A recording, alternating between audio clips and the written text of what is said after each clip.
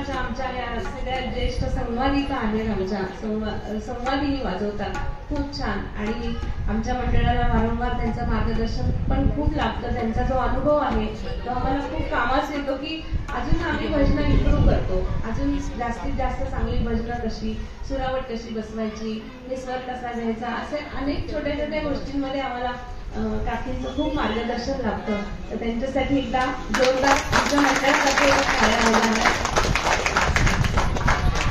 सुंदर सर्व देवीचंच भजन घेऊया. आज त्यांच्या इथे शाकांबरी नवरात्र सुरू आहे. शाकांबरी नवरात्र म्हणजे देवीला सगळ्या भाज्या वाहण्याचं, जसं आपण घट बसवतो तसंच ह्या पद्धतीचं एक शाकांबरी नवरात्र असतं की शेतातल्या सगळ्या उगवणाऱ्या शेंगभाज्या, फळभाज्या या देवीला अर्पण केल्या जातात आणि तिला मनोभावे प्रार्थना केली जाते की कृषीराजावर, बळीराजावर अशीच असीम कृपा असू दे आणि सगळ्या प्रत्येकाच्या घरातला जो व्यक्ती आहे त्याच्या पोटात अन्न जाऊ दे, त्याच्या मुखात घास जाऊ दे, अशी ही प्रार्थना करून आपण विष्णुदासांचा हा अभंग आहे, देवीचा आहे. आधी आई भवानी स्वप्नात, जशी वीज चमकी गगनात.